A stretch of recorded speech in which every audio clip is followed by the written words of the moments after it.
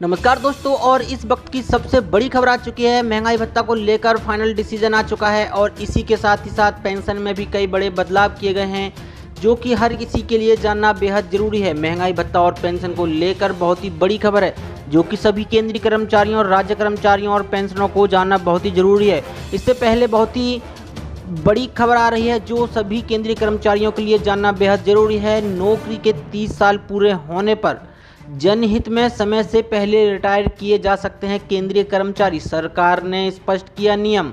जी हां, सरकार ने स्पष्ट किया है कि जनहित में केंद्रीय कर्मचारियों को समय से पहले रिटायर किया जा सकता है। नियम का हवाला देते हुए केंद्र सरकार ने कहा है कि 50 से 55 साल की आयु या फिर नौकरी में 30 वर्ष पूरे करने वाले केंद्रीय कर्मचारियों को जनहित में कभी भी सेवा से हटाया जा सकता है। हालांकि पेंशन रूल्स के ये दो नियम कर्मचारी के परफॉर्मेंस रिव्यू को सीमित नहीं करेंगे। इसके साथ ही ऐसे सरकारी कर्मचारी जिन्होंने FR 56 में और CCS पेंशन नियम 1972 के 48वें रूल के मुताबिक रिटेन होने की अनुमति प्राप्त कर ली है, उन्हें भी रिव्यू का सामना करना पड़ सकता है।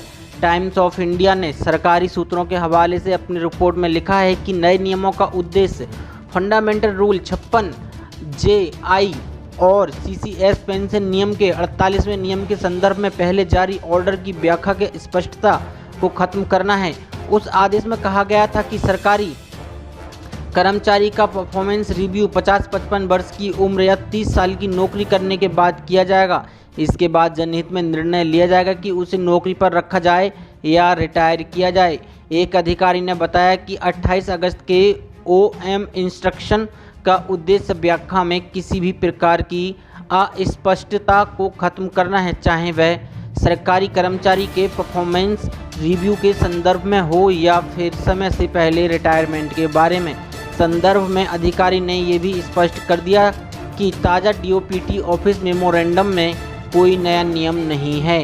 ये सब उसी प्रक्रिया का हिस्सा है जो अब तक केंद्रीय कर्मचारियों के रिटायरमेंट के लिए फॉलो की जाती रही है। इसके पीछे सरकार का उद्देश्य नियमों में स्पष्टता लाना है। इससे पहले एक मीडिया रिपोर्ट्स में दावा किया गया था कि सरकार ने अपने सभी विभागों और मंत्रालयों को 50 साल से अधिक आयु वाले कर्मचारियों का रजिस्टर तैयार करने को कहा है और उनकी तिमाही समीक्षा की जानी है।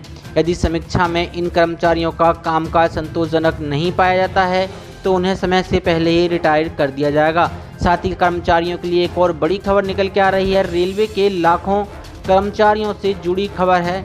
सरकारी क्वार्टर किराए पर दिया तो होगी कार्रवाई। रेलवे बोर्ड के सख्त रुख को देखते हुए मंडल स्तर पर सरकारी क्वार्टर का दुरुपयोग करने वालों के खिलाफ कार्रवाई तेज कर दी गई है। राजधानी स्थित रेलवे कॉलोनियों में भी क्वार्टर में किराएदार रखने के मामले सामने आए हैं। ऐसे 61 मामलों की पहचान की गई है। क्वार्टर खाली कराने और संबंधित कर्मचारियों के खिलाफ कार्रवाई करने की प्रक्रिया शुरू कर दी गई है। रेलवे अधिकारियों का ये कहना है कि ऐसी शिकायतें मिल रही हैं कि आवंटित किए गए क्वार्टर में रेलवे कर्मी खुद न रहकर उसको किराए पर दे देते हैं। इसके मद्देनज़र रेलवे बोर्ड ने जनवरी में ही सभी मंडल रेलवे को पत्र लिखकर कार्रवाई करने को कहा था, लेकिन कोरोना महामारी की वजह से मामला शांत हो गया था। अब एक बार फिर से रेलवे बोर्ड इसे लेकर गंभीर है। 27 जुलाई को दोबारा पत्र जारी करके सभी मंडल रेल प्रबंधकों से इस मामले की प्रगति रिपोर्ट मांगी गई थी। अधिकारियों को स्पष्ट कर दिया गया था कि रेल मंत्री खुद इस मामले की निगरानी कर रहे हैं, इसलिए इसमें किसी तरह की कोताही नहीं होनी चाहिए। इसका असर भी हुआ और अब कार्रवाई शुरू हो गई है। साथ ही कर्मचारियों के लिए एक और बड़ी खबर है। वित्त मंत्रालय ने सरकारी नौकरी की भर्तियों पर दी ये बड़ी जानकारी। कोरोना संकट के बीच सरकारी नौकरी की तैयारी कर रहे या अपनी भर्ती का इंतजार करने वालों के लिए लोगों को वित्त मंत्रालय ने बड़ी राहत दी है। वित्त मंत्रालय ने शनिवार को जानकारी दी है कि सरकारी नौकरी की भर्ती पर कोई रोक नहीं लगाई गई है। वित्त मंत्रालय के आधिकारिक ट्विटर हैंडल पर दी गई जानकारी के मुताबिक सरकारी एजेंसियां, staff selection commission, union public service commission, railway recruitment board के जरिए भर्तियां पहले की तरह ही की जाएंगी। व्यय विभाग ने सरकारी खर्च पर अंकुश लगाने के लिए शुक्रवार को जारी किए गए सर्कुलर विवाद खड़े होने और कंफ्यूजन की स्थिति को दूर करने के लिए वित्त मंत्रालय ने सफाई दी है। वित्त मंत्रालय के मुताबिक जो सर्कुलर है वो पदों के निर्माण के लिए आंतरिक प्रक्रिया से संबंधित है, ऐसे में भर्ती को प्रभावित नहीं करेगा। सर्कुलर के कुछ बिंदुओं का विपक्ष ने सवाल खड़े किए थे। इसके बाद वित्त मंत्रालय ने सफाई में कहा कि भारत सरकार में पदों को भरने पर कोई रोक या प्रतिबंध नहीं है। साथ ही बढ़ते हैं आज की एक और बड़ी खबर की ओर। कोरोना को लेकर योगी सरकार का बड़ा फैसला, सरकारी कर्मचारियों को लेकर दिया ये बड़ा आदेश। उत्तर प्रदेश में कोरोना संक्रमण के मामले तेजी से बढ़ रहे हैं। कोरोना संक्रमितों की संख्या को देखते हुए यूपी सरकार ने बड़ा फैसला लिया है। यूपी में अब ग्रुप सी और ग्रुप डी के कर्मचारियों को रोजाना दफ्तर आना अनिवार्य नहीं होगा। हालांकि ग्रुप ए ग्रुप बी के कर्मचारियों को रोजाना दफ्तर आना होगा। बता दें कि यूपी में बीते 24 घंटे में कोरोना के 5,716 मामले सामने आए हैं। प्रमुख स्वास्थ्य सचिव अमित मोहन प्रसाद ने बताया कि 24 घंटे में प्रदेश में 5716 नए कोविड मामले दर्ज किए गए। अब प्रदेश में एक्टिव मामलों की कुल संख्या 56,459 है। उन्होंने बताया कि 1,81,364 लोग पूरी तरह ठीक होकर डिस्चार्ज किए जा चुके हैं। इसके अलावा 28,609 लोग होम आइसोलेशन में हैं। अब तक 1,08,056 लोगों ने होम आइसोलेशन का विकल्प लिया है। साथ ही बढ़ते हैं एक और बड़ी खबर की ओर। BSNL में फिर 20,000 कर्मचारियों पर छटनी की तलवार, आखिर ये क्यों हो रहा है, जानिए विस्तार से पूरी खबर। सरकारी टेलीकॉम कंपनी BSNL के 20,000 कर्मचारियों पर नौकरी का खतरा मंडरा रहा है। कर्मचारी यूनियन ने बताया कि BSNL ने अपनी सभी यूनियन को आदेश दिया है कि ठेके पर रखे गए कर्मचारियों के खर्चों पर लगाम लगाए। इससे BSNL से कॉन्ट्रैक्टर्स के जरिए जुड़े 20,000 कर्मचारियों की नौकरी जा सकती है। यूनियन का दावा है कि कंपनी की पॉलिसी की वजह से 30,000 कर्मचारियों को पहले भी निकाला जा चुका है। इन सभी को 1 साल से ज़्यादा समय से सैलरी नहीं मिली है।